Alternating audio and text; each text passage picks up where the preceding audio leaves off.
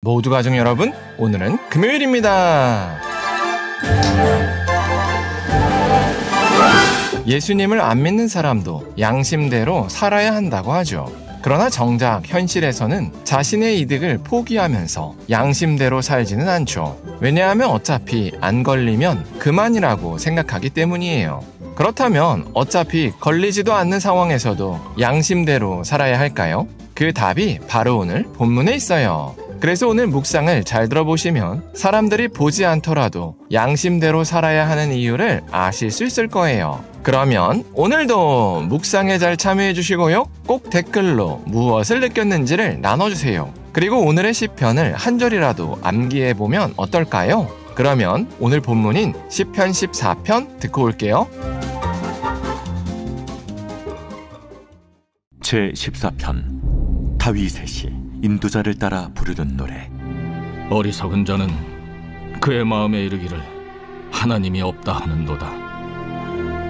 그들은 부패하고 그 행실이 가증하니 선을 행하는 자가 없도다. 여호와께서 하늘에서 인생을 굽어 살피사 지각이 있어 하나님을 찾는 자가 있는가 보려 하신즉 다 치우쳐 함께 더러운 자가 되고 선을 행하는 자가 없으니 하나도 없도다. 죄악을 행하는 자는 다 무지하냐? 그들이 떡 먹듯이 내 백성을 먹으면서 여호와를 부르지 아니하는도다. 그러나 거기서 그들은 두려워하고 두려워하였으니 하나님이 의인의 세대에 계심이로다. 너희가 가난한 자의 계획을 부끄럽게 하나 오직 여호와는 그의 피난처가 되시도다. 이스라엘의 구원이 시온에서 나오기를 원하도다. 여호와께서 그의 백성을 포로된 곳에서 돌이키실 때 야곱이 즐거워하고 이스라엘이 기뻐하리로다.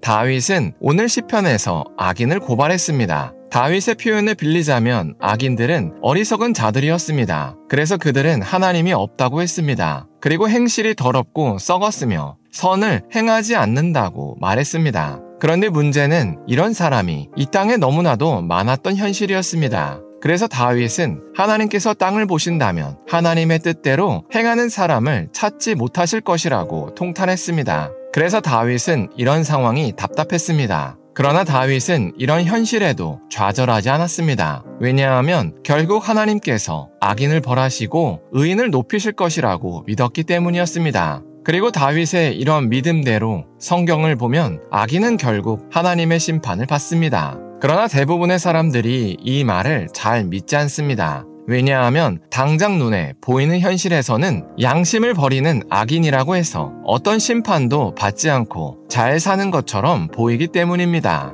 그러나 예수님께서는 분명히 악인은 불지옥에 떨어지는 벌을 받는다고 약속하셨습니다. 그래서 하나님께서는 마치 경찰관이 범죄자의 집 앞에서 기다리고 있다가 범죄자가 문을 열고 나오면 바로 검거하듯이 죄인이 죽으면 그 영혼을 바로 결박하십니다. 그래서 그 영혼은 모든 자유가 박탈된 죽음의 감옥에 갇히게 됩니다. 그렇게 죽음의 감옥에 갇힌 사람들은 자신이 곧 불지옥에 떨어질 것이라는 사실에 두려움과 공포와 고통으로 지옥의 삶을 보냅니다. 그러던 어느 날 하나님의 나라에 올라가셨던 예수님께서 이 땅에 다시 오십니다. 그리고 창세 이후로 태어난 모든 사람들을 소환해서 그 행위대로 심판하십니다. 그래서 예수님께서 이 땅에 오셨을 때 아직 살아있던 사람들도 심판을 받기 위해서 종말의 심판대에 서게 됩니다. 그리고 죽음의 감옥에 갇혔던 영혼들도 다 부활하여 종말의 심판대 앞에 섭니다. 그래서 창세 이후로 태어난 모든 사람은 각자 그동안 어떻게 살았는지를 모든 사람이 보는 앞에서 다 보이게 됩니다. 그러면 죄인들은 그동안 자신이 얼마나 자신밖에 몰랐으며 악하게 살았는지를 스스로 깨닫습니다. 그리고 자신이 지옥에 가기에 마땅하다고 느끼며 영원한 불지옥에 떨어지는 심판을 받습니다. 그렇게 불지옥에 떨어진 죄인들은 죽지도 않으며 그저 영원토록 고통만 받습니다.